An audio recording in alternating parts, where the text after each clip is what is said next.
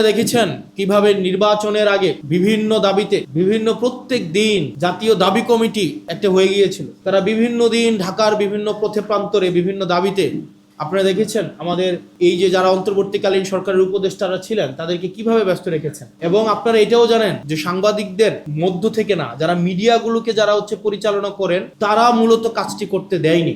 কারণ তাদের ব্যবসাতে আপনারা জানেন মিডিয়ার নিয়ে যদি কথা বলতে চাই তাদের ব্যবসায় ভাটা পড়বে। আপনাদের যে টায়ার, আপনাদের টায়ারে যারা আপনারা মাঠ লেভেলে বড় মানুষের সাথে থেকে আপনারা যারা সাংবাদিকতা করেন তাদের বেতন স্ট্রাকচার আর উপরের টপ টায়ারের বেতন স্ট্রাকচারের মধ্যে অন্তত 20-30 গুণ ব্যবধান, তাই না? অন্তত 100 গুণ ব্যবধান। আপনাদের সিনিয়র 5-6 জন পায় 7-8 লাখ টাকা করে বেতন, 3-4 লাখ 4-5 লাখ টাকা করে বেতন, আর আপনাদেরকে দেওয়া হয় 15-20 হাজার টাকা করে বেতন। আবার অনেকের তো 15 লাখ টাকা করে বেতন আছে।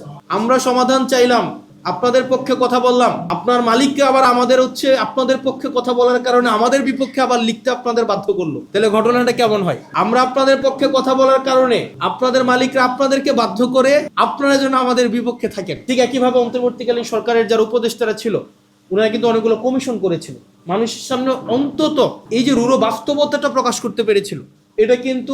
এটা নিয়েও কিন্তু আগে আলোচনা হতো না। তার মানে কি প্রগ্রেস আমাদের জায়গা থেকে কিন্তু আমরা কথা বলছি, এই যে চিন্তাটা সেটা কর্মে প্রকাশিত হয়েছে এবং ইনশাল্লাহ সেটাকে আমরা বাস্তবায়ন করবো ইনশাল্লাহ।